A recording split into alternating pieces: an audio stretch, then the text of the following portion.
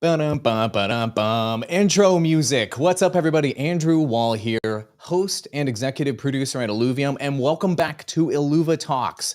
This week, we're talking tokens, sponsorships, interoperability, DeFi gaming. Is this going to be a boon or a bust with each of these items? Lots of buzzwords, lots of people saying you're going to earn so many tokens. Is that going to be inflationary and destroy your economy? Or is it going to be good? We've got a lot of examples in an all-star panel today as we lead the conversation about the future of gaming. Who's on that all-star panel? Well, he was on our very first tester pilot episode of IlluviTalks. And because it went so well, due 100% to this man's charisma, we're bringing him back. His name is Crypto Stash. What's up, buddy? Yo, what is going on? I'm not going to necessarily attribute to my charisma, but possibly just this mustache right here. I mean, it really is like the lightning rod for everything I do. I channel all my power through this amazing mustache, and I'm incredibly glad to be back with you guys here at Illuvium. Love what's going on, and ready to talk some Mo. Dude, you're clearly channeling power back there to the multiple mission control computer stations. You have to have a massive power bill. Yeah, I'm right now. I'm currently at Secret Agent headquarters. This is at an undisclosed location here on the West Coast. This is our command center where we run all of our daily gaming missions from, like the one we're going to be doing after the show and into Dead Drop. We're going to be doing another Dead Drop stream. So yeah, so little plug there. But in general, yes, we're in our headquarters doing the damn thing as always. Must follow content creator for those interested in metaverse, NFTs, and crypto gaming. But the panel doesn't stop there, my friends. We have Grant, not going to screw up your name, Hasley in the house today. Awkward pronunciation. Grant, what's up, buddy? This is the founder of Wagyu Games and the creator of Undead Blocks. What's up, buddy? Andrew, it's always a pleasure. Thanks for having me on. Really looking forward to talking about interoperability, talking about sponsored tournaments. There's a lot of juicy stuff on your show today. Always happy to be hanging with you guys, and thanks for having me. Of course. And I think he's the most reoccurring person on our expert panel ever. In fact, he's got so much charisma. He's such a just light to be around. We ended up hiring him to be our influencer manager. Can you believe this? TSG in the house. How'd you snake in there to become a core contributor to Illuvium? What'd you do, man? Pretty much you saw Kieran's tweet about me being a little pager, right? That was pretty much it. Every moment, every opportunity, I was trying to just put my name out there, help out wherever I could, and did it that many times that they kind of just decided, yo, let's just bring him on. So grateful for that, grateful for the opportunity, and thanks for having me back on, man. Again, you reached out to get me on this episode again, and you're right. I think third time on IlluviTalks. So excited to see the conversation today. You got it. Okay, let's just get straight into our topics. Let's not waste any more time. I want to get into the first topic here, which is token earning in DeFi games. So many games out there have token earning. It became popular in play to earn, let's say, and in Gen 1. And just to take a look at a couple tokenomics models, just as an example here, and we can kind of use this to kind of set the stage, if you will, for the discussion that we're doing today. But basically, this is Gods Unchained. And one of the kind of copy paste, if you will, tokenomics models in our space as you go through here is you're going to see about 30, this is their white paper, 30% of the tokens in a lot of these games are allocated to play to earn. And so that seems to be the model, between 20 to 30%. And if you take a look at the tokenomics of, this may look familiar to one of our panelists here, Undead Blocks, you're looking at play to earn fund about 27% with this game. And then if you look at games like Illuvium, roughly less than about 10% of tokens have been allocated to things like in-game rewards. Illuvium being on the very low end of the spectrum in terms of in-game rewards. I meant to have Gods Unchained tokens here for you to take a look at, but there it is. Play to earn rewards, 34%. I'm currently doing that and earning some of those rewards. So the reason why I bring these up is this sustainable? Is earning tokens good for DeFi games? TSG, I'm going to bring it over to you because it seems like giving people money. They earn it playing the game. Sounds good to me. Is it good for DeFi games? TSG, what do you think? I think it depends. I think it's very interesting, right? Because there's the way I look at it, there's two real kind of ways that we can go about this. One is the Axie way, where it's like you earn in-game tokens that you sell to the market, and it's just inflationary. It's just an unlimited amount. That just automatically is unsustainable. I think if we go down that option, that's just a non-negotiable. We just don't even look at that. The other option is what we're doing with Illuvium. I think if it's like a capped, it's interesting because if it's a capped limited amount of tokens, it kind of is cool to start the game in, but I just don't think it's sustainable. I think if we're really going to compete with AAA games in Web 2, the thing that incentivizes, and this is something that we had a meeting with Kieran, a couple of the marketing guys today, and I'm obviously not going to go into the details, but one of the things that we're discussing about gamers is a lot of gamers play for fun. Like the core thing is fun, not money. And as much as we like the idea of ownership and adding that economic kind of value into playing games, I think all of that is fine. But the core thing, the thing that we're really trying to push has to be fun. And that doesn't actually mean anything with tokens. I think ownership of assets, having a marketplace where you can trade assets. I know we're going to talk about it a bit later, but interoperability amongst an IP, within an IP, I should say. These are things that I think add to the value, the fun aspect, compared to just, play the game and earn tokens. That's just my take on it.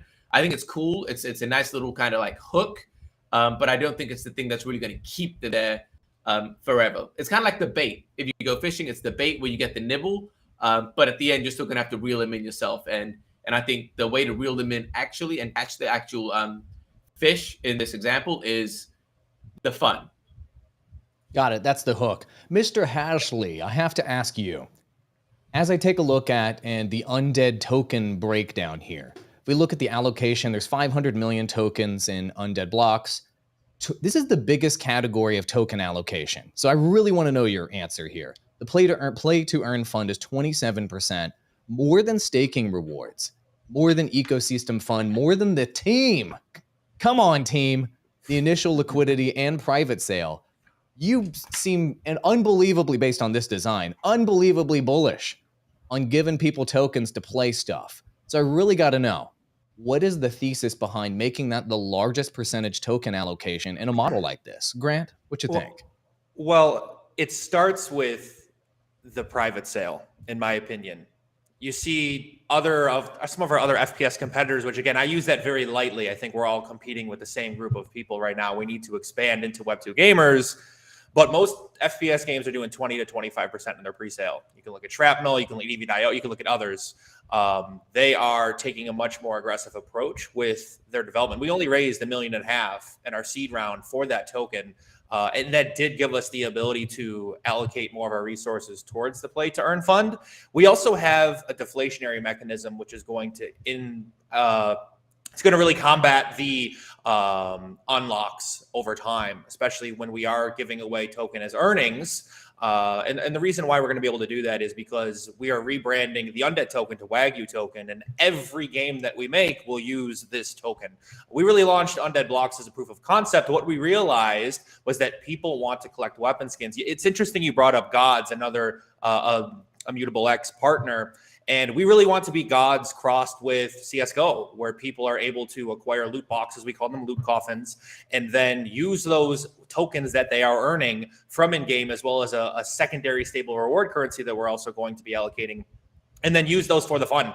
You know, you have to double down on the fun factor. That's why we're taking the Mario Kart cross with Call of Duty Zombies approach, creating a game that hasn't been created in Web 2, and then we are tripling down on getting those users en masse, bringing them in towards a free-to-play model, earning some of these assets, and then using them in the game to create more fun experiences for themselves without having to necessarily put a strain on that economy. I got to ask you the hard question here. And Crypto, Stash, I'm going to get to you in a minute. I know the mustache is powered up. How do you give away 27% of the tokens to players for playing and not significantly diminish the value of the token? Free money doesn't work, right? Central bank printing money doesn't work. Every example from seashells on an island with inflating the supply of money to diluting the value of silver and gold coins in the Roman Empire, now to all of our dollary-doos around the world and central banks printing them there. Giving away money and printing money and increasing money supply decreases the value of that money. So how do you really combat that? And how do you make an economy sustainable when 27% is pre-scripted to be essentially given away, earned, but given away essentially over time? So we really don't want to touch that kill to earn fund. It's there if we need it, but we're going to have so many different ways to generate revenue through those loot boxes, loot coffins, battle passes. People are going to want to acquire this stuff, bring them into that sort of free to play model. We don't want people to play this game while we don't want them to have an NFT to play. We want to take, the car salesman approach where if you want to buy a car, you can drive it for free. That's why people are going to be able to earn some rewards, and it's going to be random. It's not something where we are guaranteeing X amount of rewards for X amount of playtime. We are going to be taking a more targeted marketing approach. I could look at the inverse and say we could take some of those funds and allocate it towards a Facebook, YouTube, or Twitter ad campaign. And most people are going to say play to earn gaming, NFT gaming, not really for me right now. So it really is more of a boots on the ground approach. I do agree with you. And we want to have these rewards scale with revenue as we're driving player growth and we're driving. So many of these games are in. I see. So you're saying the tokens don't just go out evenly over time. Maybe as revenue grows, the tokens will proportionately be earned as revenue increases. So you're not just dumping a bunch of tokens before there's a lot of economic activity. Is that the idea? Correct. And so here's an example. We've been running these sponsored tournaments every weekend this month. We've given away $35,000 just in September alone. That's fully sponsored from other Web3 companies. So that doesn't hurt our treasury. They give us cash. We can pay out our reward currency, which is called Z-Bucks. And that fund is really just there if we need it. We don't want to. For example, we could do something like we're giving away $10,000 this weekend in our blood boxes, which is our take on Mario Kart. You're going to hit this box and you don't know what's in it. We can use some of the undead token from that and then really put on an aggressive marketing push for free to play. That's how I see the kill to earn fund. It's not going to be something where you play XYZ, you get this amount of token, because it just doesn't work. And you're right. You're creating an asset out of scratch. I mean, that's what we've really done with undead token is we created a governance token, and now we have to give it tangible value, whether that's having players vote on the next map or weapons or game modes, but also making sure that we can provide sort of a healthy capitalism approach where if we are generating significant revenue, we can go through a token burn or having people burn their tokens for those in-game cosmetics. I think that's really going to counteract the inflation you're going to see when we do provide these rewards for some of our free-to-play players. That makes sense. Really quick, we are talking about tokens and earning and all this financial related items. Nothing that we're saying is financial advice. We are talking about video games. We're talking about projects. This might be a part of your research, but we're not telling you to go buy anything. Even though loot coffins sound incredibly cool. By the way, we should keep that term. This is not financial advice. Thank you for that in-depth answer. I like that. It's more nuanced than you just earn a bunch of tokens and it kind of and just increases the supply. Well, so crypto, go ahead. Go ahead, sorry.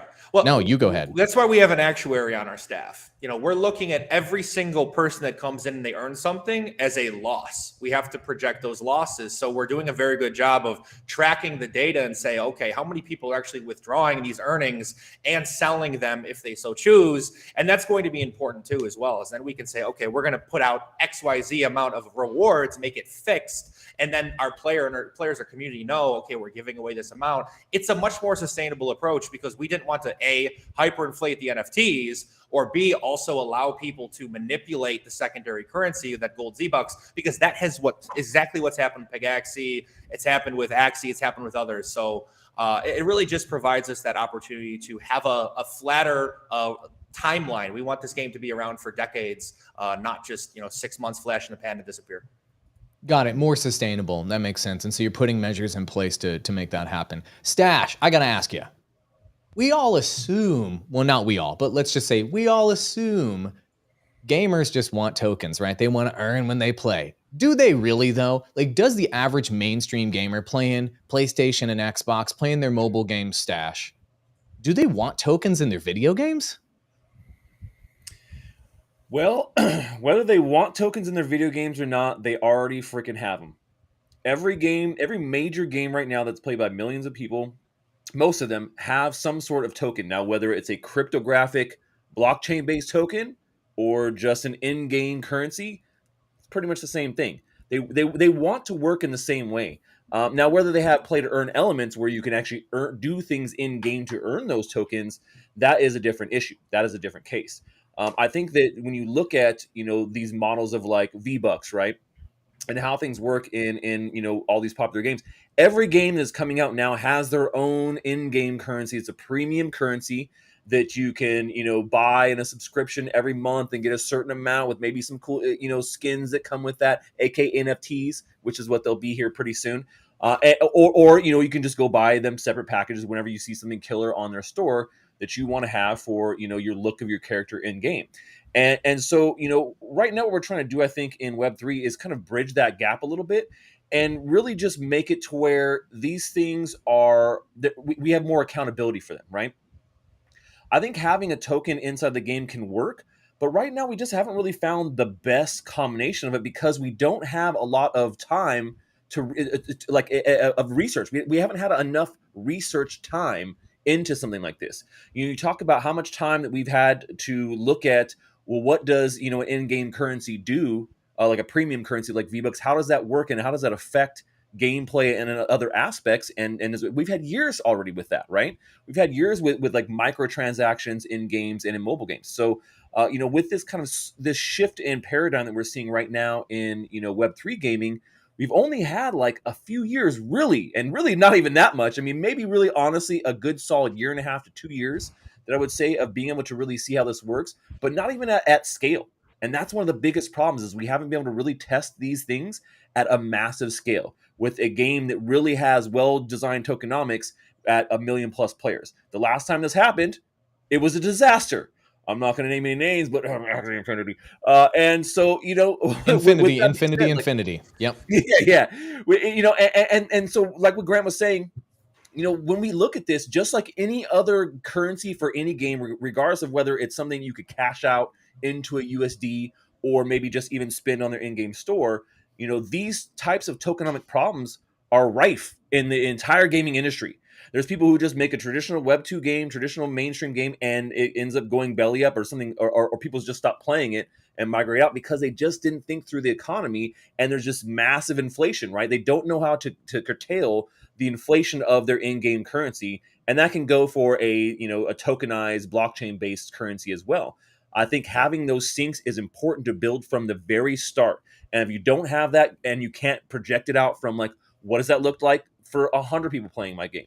What does it look like at 1,000, 10,000, 100,000, 1 million, and 10 million? If at 10 million players and you don't have projections that don't show that this can be that your sinks and your faucets are going to balance out, then you're going to end up ruining your economy. And I think that's the main thing that we just are not seeing here in Web3 games, is people are not taking the time to really make these projections and make it work.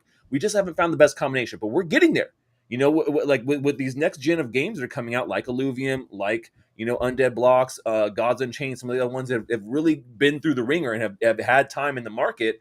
We're starting to see what we can do to make that happen. What we can do to make that happen. And I love the idea of earning rewards being something that scales with the game and it scales with time in a non-linear fashion, right? So there's a lot of things I think that we can do. It's just we haven't had a lot of time to test them. That's where we're at right now. But we're going to get there for sure. And I definitely think in the next 3 to 5 years, for sure in 3 years, every game will be using NFT technology. It'll back every skin that you own or you buy. And will every game have play to earn?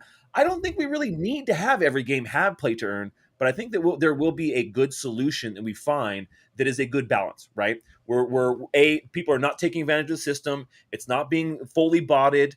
And it's not being inflated away because there's enough sinks in a game to be able to counterbalance it. And there's incentivizations for people to want to burn those tokens because what you're giving them as in-game value is more valuable than cashing the token out itself. The entertainment value is more valuable than the cashing out. That makes sense. That's when you have a truly compelling IP. I have a couple thoughts on this, and then we're going to move into our next topic. Number one, I think the less tokens you have allocated to for earning capacity, probably the better, because that means that your problem that you have to solve is smaller. So if you have a giant pool of tokens that you have to figure out how to responsibly allocate them through earn in games, that means that you're going to have lots of deflationary mechanics, maybe burn mechanics, or you'll have to be really careful, like with some of the ideas that were shared earlier on how you get those tokens out to folks. I think that it's going to be more sustainable over time to have NFTs be the earning aspect of your game and have less tokens in the future. I think If we've learned any lessons from money printing or supply and demand in the past in humanity, it doesn't matter if it's digital, it doesn't matter if it's on the blockchain, it doesn't matter if it's seashells, gold, silver, Bitcoin, or whatever token for whatever game. The more money supply increases, the lower the value of the token. And as we've seen from the most sophisticated minds in finance in the world, from the CBDs, the central banks, the Fed, professors, economists, et cetera, no matter how they decide to work those interest rates, no matter how they decide to work quantitative easing and stuff like that, no matter what happens, the money printing just ends up decreasing the value of the money, no matter how you work it. Not even the most brilliant manipulators of money in the entire world right now can solve that problem. I don't think we can avoid that in blockchain. Less earning, probably better. Just my opinion. Our next topic coming up is brand sponsorships in DeFi games. Grant has actually got one of these going, so he's got his own experience to share with all of you. But before we do, check out this sponsorship. It's not really a sponsorship. It's just a video about IlluviTalks. Watch this, and we'll be right back.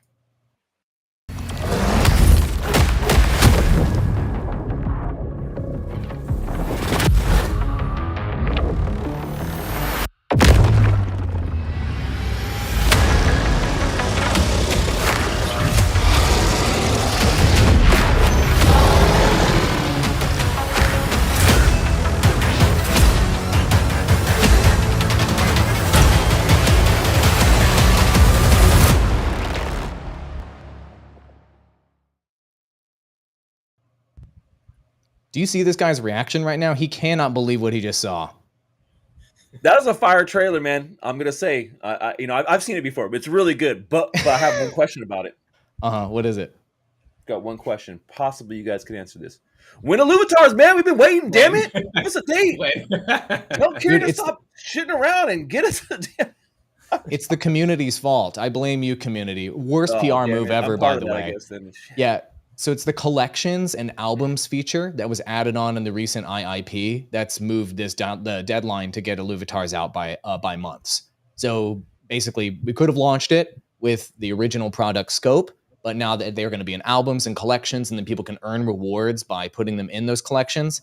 That's a lot of dev time. So our dev team's working on that. So it's your fault, community, for asking for more. We actually I'm down for it. I'm down for it. I'm down for it too. The experience is going to be more. I think the experience is going to be way better. Personal opinion. I'd rather have a better product. Yeah. His mustache is vibrating. Wow. So much power in that mustache. So much power. All right, perfect. So let's move into the next topic, brand sponsorships in DeFi games. So we've got an example here that I want to share with all of you. Undead Blocks is doing one right now. So why not ask about, this? This is, and I listened to you on a podcast. You had a handful of sponsorships from various games. You got one going right now, Hodl Raid. I like your branding, by the way. Good copy on these sponsorships. But the point being, brand sponsorships in gaming have been happening for a long time. If it's not Undead Blocks, it's Intel Extreme Masters. I used to produce all the esports videos for these. Just straight up integrating a brand into esports tournaments as another example. And then other examples that folks may be familiar with are bad stories like unskippable ads in NBA 2K pissing gamers off. So there's a spectrum here to take into account of Web3 gaming attempting to do sponsorships, successful sponsorships in Web 2 gaming like Intel Extreme Masters, straight up branding an entire esports tournament, and then unsuccessful examples of people just trying to play their freaking video game and some ad playing in their face, and they hate the video game and the studio and the devs for it and will never forgive them. So what is the real deal with sponsorships? Are they good? Are they bad? Are they in between? First question right here for Grant. Should DeFi games take on sponsorships? Rhetorical question because you've already done it. But go ahead. If I said no, I mean, my God, I'd be. We shouldn't. Listen, they are such an awesome way to generate revenue, and so many people, just kind of piggybacking off our previous conversation, they want to know where the earnings come from, right? We're injecting outside liquidity into our model by giving our player base value. In the last 3 weeks, we've had over 11,000 unique players play in one of our Undead Blocks sponsored tournaments. We did Immutable X, we did PokeStarter, we did Blue Mint, which is going to be a new social platform for Web3 games. And what we've realized is our portfolio of people, our community, is worth something to the outside world. If you can get 11,000 people in a room who you know are either owning crypto, owning an NFT, or at least open to the idea, that's a very unique group of people that you've assembled that aren't bots, actual humans, butts in the seats. And so we can use them. And I feel like our community just loves that ability to know where the money's coming from, realizing, okay, if we're making noise, if we're contributing, and we're also providing value, I think that the sponsors are going to continue coming in. We're going to be doing a huge Halloween bash. Obviously, October's spooky season's right around the corner. And I mean, you have to be careful, right? We don't want to endorse anything that is gambling related. We don't want to endorse any obviously sus genres of advertisement. But I think for the most part, what we've been doing is very healthy. It's very organic. And we're not only giving our community an ability to earn, they know where the money's coming from. Those community members of that other project come in and say, this is a damn fun game, especially when we have these loot coffins. If we did something with Illuvium and maybe we had a cool IlluviTalks on one of the skins, like you better believe some IMX fans would really be interested in something like that. So Illuvium fans. So I think there's a lot we can do with it. You have to be careful. The force you to watch an advertisement to play the game, that's absolutely fucked. Not financial advice, do your own research there. But nobody wants that. They don't want it. If you integrate the I think that's good advice. Don't shove ads in the middle of somebody's gaming experience. I think zero gamers like that. Yeah, it's just such a turn off. Stash wants to object to that. Hold on. You're pro advertisements in games, maybe mobile game ad supported games? Is that where you're going with it? Going with this. You say gamers are not cool with that, but it is definitely a subset of gamers. You're right. On a PC game, not cool, man. On a console game, hate it. But mobile gamers don't care. And you know what? To be perfectly honest, a lot of kids don't care too. When you look at games like a Roblox or some of these other there's definitely times where I've seen my daughter playing a game. She's like, all right, got to watch this stupid video game and do whatever, and she doesn't really care. She doesn't. It's not. I'm sure the branding is making some sort of impact, but in general, there's a large swath of people that don't care that those ads are there. Now, it's not everybody, but definitely it's a mobile focused thing. I think for sure. Okay, got it. I mean, you're willing to take on those ads, maybe because that's the experience you're used to, maybe because you're getting it for free. Similar, It's weird to go back and watch TV again. I don't know if you guys ever watched these televisions, but going back and watching TV again and then cable and then watching ads all over the place in between your content is just shocking. Like when I do YouTube Premium and I just pay subscriptions on all my content, it's so weird to watch advertisements now. But for decades, I just accepted them as being normal. So maybe one is better than the other from a user experience, but people are just willing to accept for decades thousands of advertisements being shoved into their brain. And that's been proven through every medium, whether that be print, radio, TV, social media, etc. So you got a really good point there, Stash. I agree with you. Grant, I totally just killed your flow, though. Did you have any further thoughts to share? I want to share this because I want to model our game studio and our franchises after the most successful Web2 organizations, and take the National Football League. That playing surface has been the same. It's in the entire 112 years of the NFL, but there are ads packed all around it. Every single fantasy football app now has advertisements. There's advertisements on the jerseys, advertisements on the football itself. And so those community members of the National Football League, they don't give a fuck. They still watch the product, and you can integrate this branding without ruining the gameplay loop and ruining the gameplay experience. We want it to flow eventually in our maps. We want to have branding from different Web3 partners, eventually migrating to Web2 partners. Like we were on a call with Pepsi last month, and we pitched them the Flaming Hot Cheeto Flamethrower in our game that's just going to nuke zombies. And they laughed and they chuckled, but that's the way I'm thinking about it. We want to have this IP really be one, you can NFT that, right? They're very interested in owning that and having a percentage of revenue. But I also think it's another way to introduce our fun games to a Web2 audience. A Web2 gamer isn't going to know anything about PokeStarter gaming, but they sure as hell have had a Mountain Dew. So that's really how I'm thinking about it. And I encourage other games to take a similar approach. I like that. So there's other types of sponsorships, though, not just sponsoring esports events, which are kind of a no-brainer in how you can integrate that. You can copy the sports model or even the esports model. So let's talk about other stuff like hardware, software, clothing, maybe sponsored mission control centers behind them on a green screen, stuff like that. So Stash, What are your thoughts on getting brand sponsorships into DeFi games in non-tournament ways? First off, let me say I love the way that you guys at Undeblocks do your sponsorships, man. I think that out of everybody that we've seen in the industry here in Web3, you guys nailed it, man. And what you just said too with the integration of well, how do we do a sponsorship with a brand that goes beyond just like, oh, here's your logo on the advertisement when you sign up for the tournament? Having the items in there, we see how well that works with Fortnite, right? Where you're swinging around your lightsaber, or you know what I'm saying, you get in different brands. So I love the aspect. When we talk about outside of like esports, I mean, I think that as long as you do it in a way that makes sense, then why not? I mean, like I said, I love being able to see that mashup. And when people talk a lot about the concept of the metaverse, I've said out of all the things we've seen, a true metaverse is like something that kind of does a good job of connecting things together, right? Bringing things from different areas and putting them into one and making that a reality. And where there are some really great ones here in Web3 that I talk about all the time. Fortnite does a really good job of bringing brands in and being able to do that, where you're running around with, like I said, your lightsaber in your Superman cape outfit, and you have all these cross brands bringing stuff in, and like different theme picks, like stuff like that, right? I think that if done effectively, it can be really cool and fun. But if done in like a cheesy, crappy way, like it's just you got to watch this video, it doesn't work, man. It doesn't work. So finding that way that is okay, that balance of what your players are going to be okay with, but what you want to do is you want to find something that excites them. Having a hot Cheeto flamethrower, that kind of excites me, man. I'm down. That's what I'm saying? Like that kind of stuff is cool to me, and that's a good marketing idea. Honestly, that's what you have to do. That would be fun on its own, right? Having a hot Cheeto flamethrower, regardless of the sponsorship, would be fun. And so that means it's a good concept, and you actually spend some time to think about it, right? And it goes the distance, because then when you think about like how happy your sponsor is going to be with the returns on that, because people are excited about it, they love it, it's fun, versus like, oh yeah, we got your logo up there, it's cool, I'm sure you got some exposure, maybe some people signed up to your website or saw your shit, but being able to say, hey, here's how many people played this, here's how many people got this skin, or the NFT skin, right?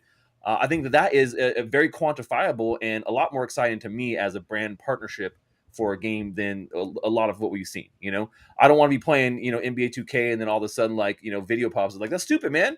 Come on, make something cool, like put it in the game. There's tons of opportunity to do that. Like you said, game jerseys, balls, all these things can get sponsors. You can do it in a way that makes sense. I just saw Dr. Disrespect has his own character in that game, and that's a cool way to like pull a brand in, and that makes it more exciting versus it just being kind of lame. Got it. Yeah, just being a standard advertisement from like legacy media. Yeah, playing an ad. It's done. It's over. Yeah, you've got to be creative in how you integrate your brand into people's lives. The concept I like is like the lifestyle brand concept. So personally, this is just my opinion. Like for Illuvium, down the road, it's my goal to, or one thing that I want to work on is having an official hardware partner. So having a hardware partner for things like mouse, maybe keyboard, maybe monitors, and things you'll be using to play the games, maybe even controller skins and things that like directly tie in to your experience playing the actual game. 100%. Like things you're going to use to play the game. To me, that makes sense. If we end up being on Xbox and PlayStation, having a skinned Xbox, a skinned PlayStation, if it ends up being on Oculus one day, a skinned Oculus, you know what I'm trying to say. That's a sponsorship or a brand tie-in that makes sense, is organic, and people, I love those types of sponsorships. And when I see brands doing that in mainstream gaming, having an Overwatch or Call of Duty skinned controller, whatever, that makes sense. That's a smart business move, and people want to buy the branded version of those items because they're going to be using it anyway to play the game. If you try to shove in your brand in some way that doesn't directly tie into the experience of playing or using your product, I think that's when you get into trouble. So I brought up mainstream gamers a moment ago, but will mainstream gamers be turned off? I mean, by DeFi gaming sponsorship? So here's what I mean by this. They're already turned off by NFTs. They're already turned off by blockchain. They hear it's a scam. They think it's destroying planet Earth. Then they show up, and then you're getting blasted with freaking Dorito ads, TSG. Is this too much? The sponsorship's too much in DeFi gaming. Nah, man, it's just business. Like, I don't know, in my mind, I look at it as it's just business. And it like Grant said, like Stash said, man, these Web2 gamers are watching football. Like they have sponsorships on jerseys and stuff, and they don't say, man, I'm out. I'm not going to watch football anymore. NBA, it's all like right. Sponsorships are a part of life, right? It is what it is. But I think the thing that we need to think about is how we're going to do this. And I think the things that you guys mentioned are very, very important. And if you're just saying, stop your experience, this is an advert. Yeah, I mean, it doesn't matter if you're Web 2 or Web 3 or a child or an old person, that's going to piss you off.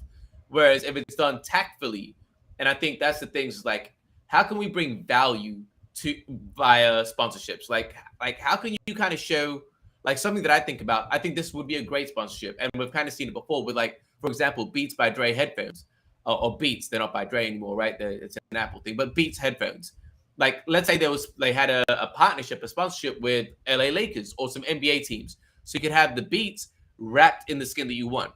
Would consumers be against that sponsorship? No, they'd actually be excited about it because they'd be able to rep the brand that they like, Beats, and they'd be able to rep the team that they like because that's the sponsorship.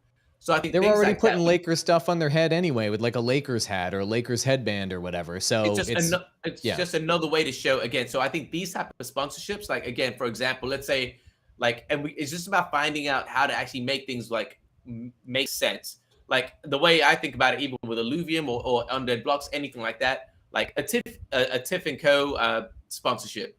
How can we do that? We know that the Tiffany blue is like iconic, like it's copyrighted. So having a skin of that color, right? Like something like that where it doesn't take you out of the game. It's not like, yo, stop, this is a sponsorship. But if a female is playing and they're really into the Tiffany kind of brand, they can participate in the game that they love already and actually participate in the sponsorship in a way where they're like, oh, this is what I want to do. I think that's the best kind of sponsorship. And I think finding out things like that, like you say, Andrew, about the hardware. Again, imagine getting like, I'll keep using the Lakers, but Lakers and Illuvium keyboard, or a Logitech and Illuvium keyboard, something like that, right? Where it's like, oh man, or a Razer and Illuvium, whatever it is, whatever that brand is, having that thing where it's like, oh man, I like Illuvium and I really like Razer. So having them come together and like kind of putting random things together where it doesn't make sense as well, like that kind of where it breaks that connection where, I don't know, like, yeah, Illuvium and Coca-Cola. I don't know, like that kind of just, maybe there's a way to do it. Look, maybe we're not saying no to Coca-Cola. Yeah, Come of course, on, baby. of course. Bring that Coca-Cola money in here. Bring that Coca-Cola money. Yeah. But you get what I mean. Like, again, it's like where it's like more technology-based, gaming-based, that kind of makes sense. But at the same time, like I kind of mentioned Tiffany. What does that have to do with gaming? But if it's done well, Coca-Cola, bring us that skin where we're open to it. But I think that's the thing, finding out the way that it makes sense. But to answer the question, are Web 2 gamers or is anyone going to be against sponsorships? No. If it's done badly, yes. But fundamentally, no, I don't think so. So if you're thoughtful in how you put together the sponsorship and it integrates with your brand in a way that makes sense, ties into your product, and is not disruptive of the experience that you're having, that's going to be better than the experience that is disruptive. But and could possibly add value to the consumer as well. Sorry, and that last thing, if it can add value to the consumer, I think that's like the perfect situation. Yep, but as Stash said, some gamers are just willing to take those ads anyway because they're getting a free experience and they're willing to take on that. I think over time, though, as more and more as spaces end up developing a bit more, the revenue that comes from just blatant smack you over the head ads, I think it does decline over time, but it does take a while, as we saw with every other normal paid ad medium. Really quick. Go ahead. Oh, hold on. Final thoughts here. Genius thoughts. What you got? I was going to say, and I think there's actually something to be said as well, because if you're pumping something out, we have that feeling of annoyance, and it creates this barrier between what the ad is advertising and how we receive it. I think there's something to be said about having it passive. Like, again, when you're watching football, they have the brands around, like we saw it with the NFL and NRL thing with Illuvium, how we had Atlas around. Just having things passively and we're recognizing it subconsciously over time, where we're not kind of forced to look at it. Like, it's not taking us away from the experience, but it's kind of there. It's kind of there. We keep playing. It's kind of there. It's kind of there. I think it conditions us a lot more effectively than you're playing, boom, stop. You're just like, yo, what's going on? That's just another thing that I think as well, at a psychological level. Yep, that makes sense. And you're being taken advantage of or harvested for cash in that type of situation where they're like, boom, ad. Like in the Super Bowl, when that ad plays and everybody just gets shoved ads in their face, you're getting harvested for cash. You might like those ads. You might like it, but you know you're being harvested for cash. It certainly isn't sneaky. Okay, really quick. A bunch of you guys have asked us to make an audio version of these shows so you can listen on the go when you're doing a workout, when you're grinding for that sweet crypto, no problem. Go to illuvium.buzzsprout.com, and we are currently releasing IlluviTalks and all of our talk shows in an audio format on literally every freaking platform on the entire internet. Apple, Spotify, everywhere. So go to illuvium.buzzsprout.com, select your platform, and listen to a high-quality edited version of this show and our other shows so you don't miss a single moment of genius. Next topic, Web3 gaming interoperability. Interoperability is one of the worst industry terms I've ever experienced, and I've been around for Web 2, 1, 2, and now 3. This one's pretty bad. It's up there with synergy. Really stupid word, but it means something very important to people that are in this space. Having multiple games work with each other, that Ready Player One vision, that inspirational vision of how games can be. This new functionality. I have to ask though, do games need to be interoperable with each other to be truly Web3? Or can they just be a freaking game with a couple NFTs in there? Stash, what do you think? I think that, okay, first off, let me address interoperability. Not the best term, but I think that it's a descriptive term, and it's not a hard term to remember. In contrast to NFT, non-fungible token, that is a horrible, horrible name for something. At least we have the acronym NFT, whatever. But, when it comes down to interoperability, I don't think that a game has to have it, but I do think that, thinking about that as the future is important. And that is part of what we're doing here in Web3. If you're not thinking about interoperability in some way, shape, or form, whether you're building a game, a DApp, whatever it is, an NFT project, on whatever chain you choose, then you're going to be, we'll say, you're going to price yourself out of the future of blockchain, right? Because that's essentially where the industry is going. We see more and more importance being placed on that in general when it comes to these blockchain updates and new chains that are coming right now, because there's just so much going on, and we get to a point where like, oh, these things are siloed, and we understand that that is a barrier in many ways. It's a barrier to entry for a lot of people. I want to be able to play all these cool games, but I don't want to have a Solana wallet, an Ethereum wallet, a Matic wallet, a Cardano wallet, and then the list goes on and on and on, right? Obviously, Matic and Ethereum kind of be the same thing. Same with BSC. But you understand what I'm saying. Too many wallets, man. There's too much. So having interoperability, what I call like industry standards, is really what it should be called. It is something that we need to have here for games that have blockchain-enabled somethings, right? Whether that's NFTs, play to earn, whatever it is, verifiability. That is what drives an industry forward.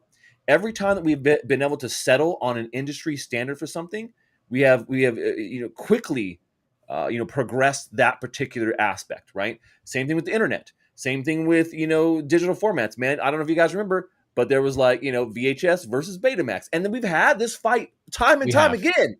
DVD and then, versus Blu-ray. Who will win? Right, exactly. Yep. As soon as one wins out, the whole thing is better. It's always better, man. Except for Apple over here just screwing us hardcore. Can we not just go with the same damn connector for all? Really, come on, man. USB, same thing. There's so many great things that have become standards, and now it just makes things so much easier to do. We need those here with blockchain, and it is coming. It takes something one simple change.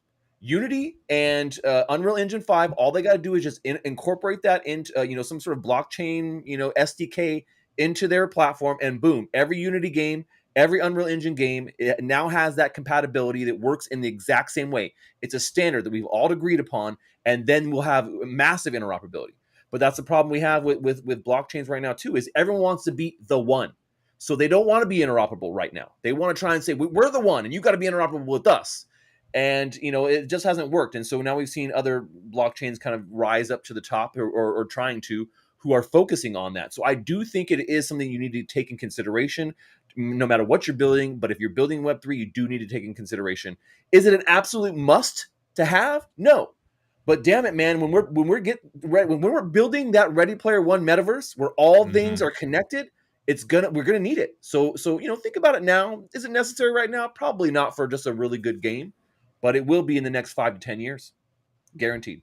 Speaking of one platforms trying to be the one, I mean, Meta is probably a great example of that. And they're not only trying to be the one with their metaverse, but they're also trying to oh god, the graphics. But if you take a look at the hardware that's coming along with it, they will have that hardware to go along with the software. And so we're going to see a lot of centralized players trying to be the one. And they talk about an interoperable metaverse, but it is important to clarify, like you were stating a moment ago, this interoperable metaverse or whatever is all controlled under one centralized entity in this case. So that's one type of interoperability where maybe one central player like Meta ends up being, the hub that everyone else has to connect to. And then there's like sort of the DeFi version of that where maybe different DeFi chains or different protocols are interoperable with each other. Maybe one scenario works out, maybe the other one works out. I think both will probably end up becoming a reality in some capacity. So the question is, do mainstream gamers even care if their video games are interoperable?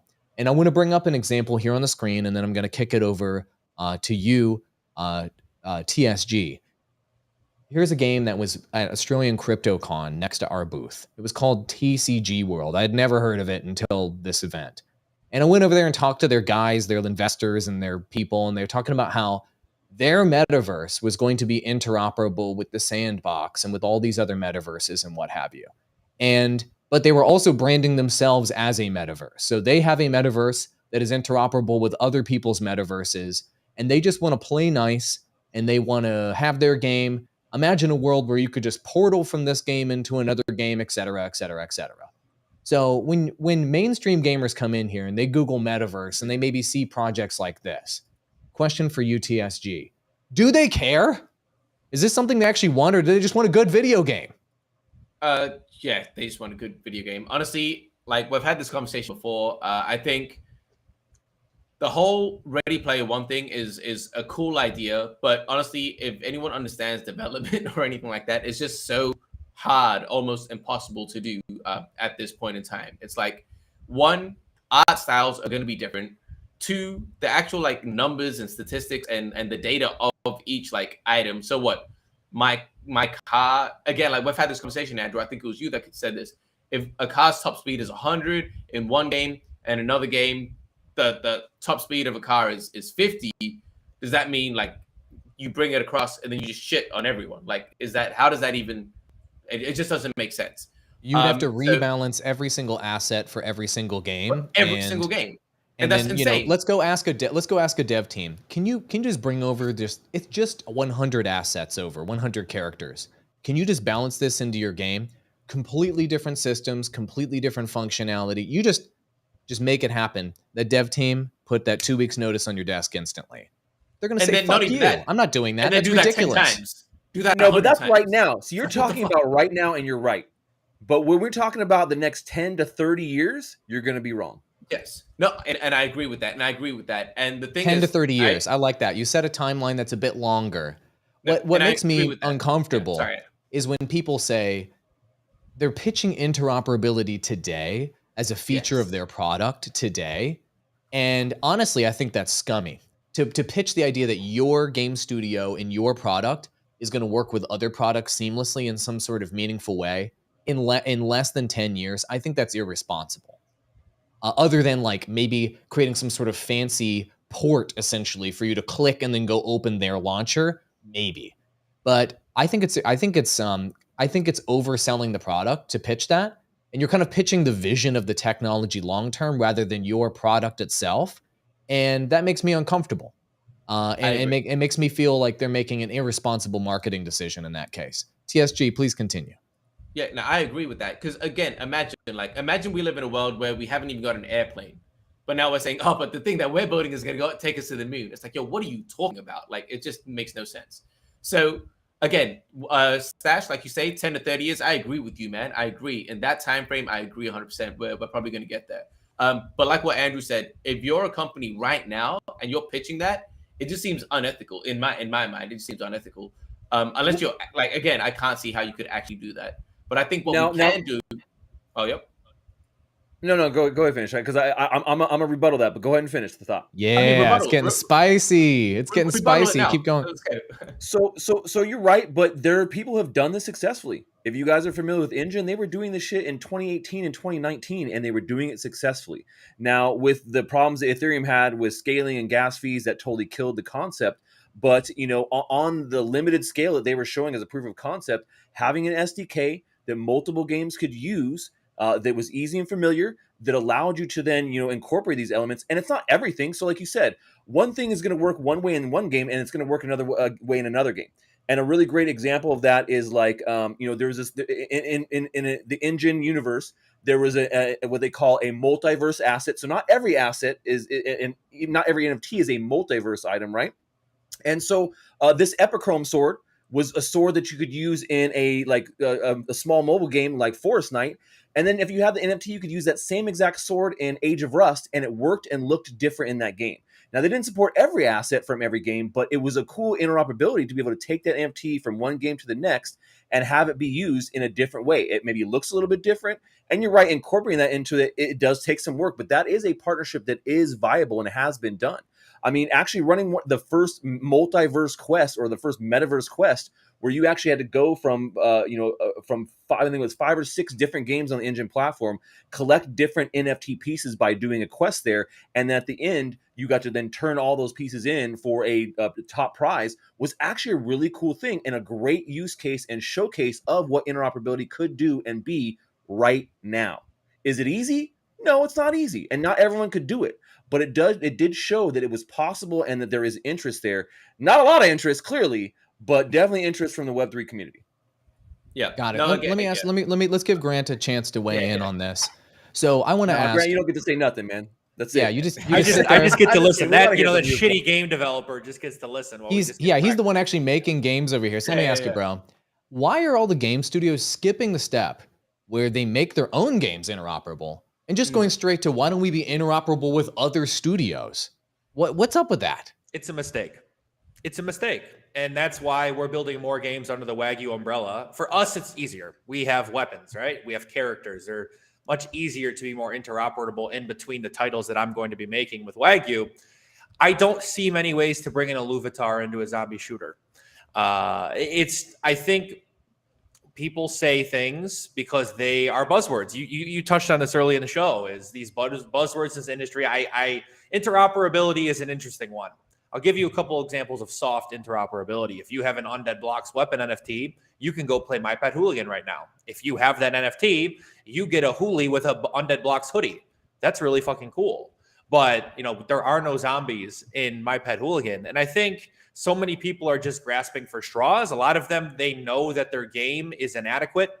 I've heard Kieran talk about this multiple times, where pretty much every Web3 game right now would get shit on by a Web2 game that is, the vision of it. So many people compare Undead Blocks to COD Zombies, and they're right. That's why we're taking the more Mario Kart / Call of Duty Zombies approach. But I think they're grasping at straws with this interoperability. And I think at the end of the day, you're right. Like, you can't, even from our perspective, we're going to be doing something with Shrapnel where we have a weapon skin swap, where they have some of our skins in our game. We have some of their skins in our game. They're on Unreal. We're on Unity. So it is going to look a little different. And I think you just have to, we as an entire collective have to scale back the expectations for the interoperability, because we all have our dev teams. We all have different resource management.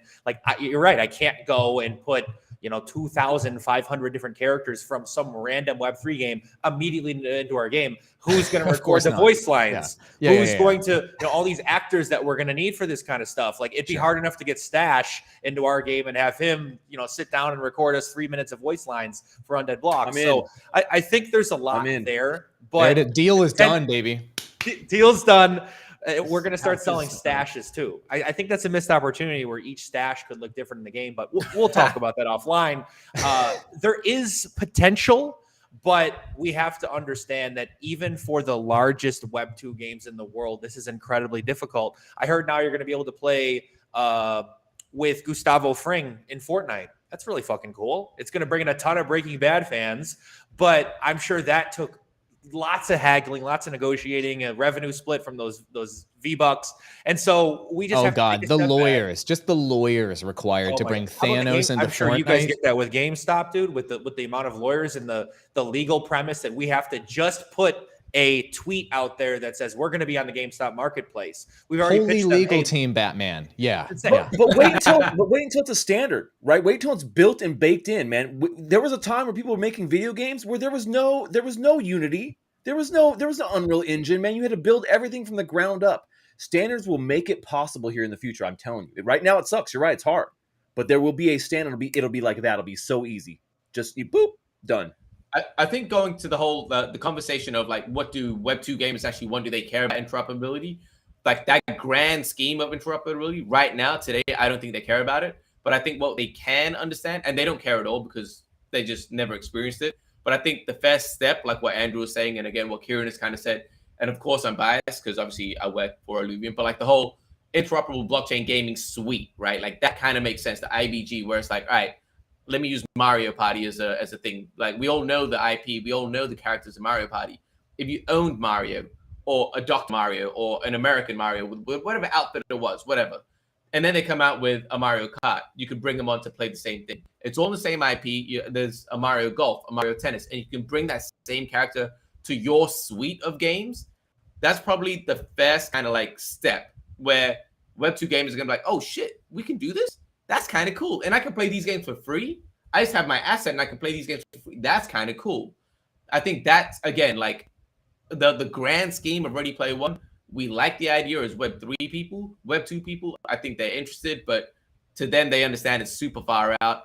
I think that first step is the way to go. And I think that's what most of us should be really focusing on. Because if we can like show Web2 gamers a successful build of that and say, yo, look at this. We've built a suite of games where you can play all of this with your one like Pokemon card and put your Pokemon here and here and here. Like they can grasp that concept.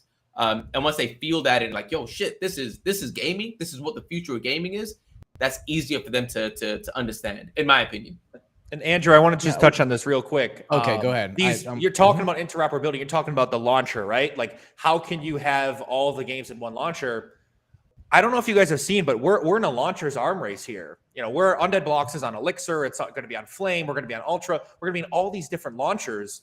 Stash talked about this. So now you have 7 different wallets. You have potentially 40 different clients you have to download if one of these launchers doesn't really supplant, you know, the industry standard. I think we are so fucking early where we have to just take a step back and just observe and learn. So there's a lot there. It just needs some more consolidation. I don't think consolidation is the worst thing for this industry. I think it's ripe for it. And I think we're going to see a lot of it in the next 6 to 12 months. I'm completely honest.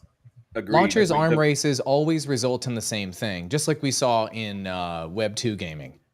You have too many launchers or too many streaming services, too many cable channels, too many whatever media things. And guess what? A service comes out that aggregates all of them for you. GOG, ever heard of it? GOG aggregates all the launchers. Just Watch is now starting to drop. Just Watch aggregates all of your streaming services into one. Individual channels route. Ever heard of a cable bundle? Yeah, they'll sell those to you too, and they'll bundle it all up and they'll sell it to you for more. Here's the thing that bothers me about this whole interoperability conversation we're having. All of these are marketing gimmicks. All anybody's trying to do right now is marketing gimmicks, and people are aiming the bar too low. They're either aiming too low with marketing gimmicks right now, which my one item or my one character or my one skin is going to work in this other game or games. That's a marketing gimmick. That's very, very short term and that's very small. Or we're aiming way out the road and we're going to say, well, we're going to have our game be interoperable with this game on this major scale. Imagine a world where you could go through a portal and you could go into this other game. Illuvium's trying to go somewhere in between. And here's the in between. It's not the individual items and the individual NFTs and the individual functionality, those short-term little marketing gimmicks everybody's looking at today. You need to design your games. If you're really going to do interoperable, you need to design games to be dependent on each other with that interoperability, not just have a few one-off marketing gimmicks you're doing with another game or your own games. Like in Illuvium Zero Fuel is needed for the overworld. The Illuvials you get in the overworld are needed for Arena to work. The games are developed on a design level to have to be interoperable with each other. They have to be interoperable with each other. You can play each one individually, but they're designed to be played together. That's where the whole industry needs to go. Not thinking of one-off interoperable marketing or item or NFT gimmicks to get us to the next stage. So I hope to see more game studios thinking like that. You're going to partner with another game or make your own games. How are the NFTs and how are the gameplay loops integrated together from a design standpoint? Don't just make your games and then figure out how it's going to be interoperable later. You need to design interoperability into the fundamental design of the games. That's the next step. Illuvium's the only studio I've seen actually design it into the games, not just add it later on. Sounds like you're moving that direction a little bit yourself, Grant. So I'll give you the first shout out this episode. Where can people find you, Shill, my friend? You guys can find me on Twitter, Grant_Wagyu. Do follow Undead Blocks as well as Wagyu Games on Twitter. And our Discord, it's always popping. People are very excited for this game. We've been running free-to-play and earn tournaments every weekend of September, fully sponsored by different Web3 companies. This weekend, we have a gift for our Weapon NFT holders. If you want to play, you're going to have one this weekend. But have no fear, we're going to be doing a huge Halloween bash to be announced in terms of prize pool and structuring. That will be free to play to the public. So if you are from the Illuvium community, check us out. Happy and proud to be in the IMX family with you guys, and looking forward to being staying in touch with all of you guys. IMX fam, indeed. Stash, where can people find you? I'm here, man. Look, Secret Agent Headquarters. You can't find me. That's the whole point. No, so you can find me on youtube.com/cryptostash. STACHE, like you see up there, or Twitter. Love Twitter, or on Twitch, Secret Agent Stash. So you guys can check out all my game streams. I'm streaming every single day, putting out videos every single day. I just dropped a video of me swimming with sharks. So it's fun. Just go to the channel, subscribe, get in there. Oh my gosh, Stash goes diving with sharks. He's not joking. Go to this man's channel and subscribe. You thought it was just going to be NFTs. This man's got sharks. Look in this video. He's burning $10,000. He's crazy. He's crazy. All right, TSG. Yeah, that was a good video, man. I watched that before this, the $10,000. That was a good video. Yeah, honestly, you guys, I'm sure the people have kind of seen me already in Illuvium community. You can find me on Discord, my YouTube channel, TSG Illuvium, or Twitter. Just ping me. Yeah, there you go. I'm trying to pump out as much content as possible. Yeah. So yeah, man, anything Illuvium, anything that you want to talk about, just ping me in Discord and I'll say what's up. Perfect. Guys, you were an amazing panel. I want all of you guys to come back, but you already knew that. Grant, I want you back too. I liked your perspective. I like that you're actually building stuff too. It makes it fun. Thank you so much for joining me for IlluviTalks today. Every single week, same channel, same time. And if you have guests that you'd like to be on the show, please let us know. And if you haven't already, go to illuvium.io/illuvitars, register. I know you want to know when. Sign up right there, and you'll get all the notifications when IlluviTalks is going to drop with albums and collections, the improved version. Thank you so much for watching, and we'll see you in the next episode of IlluviTalks. Time for the awkward transition out. Bye-bye.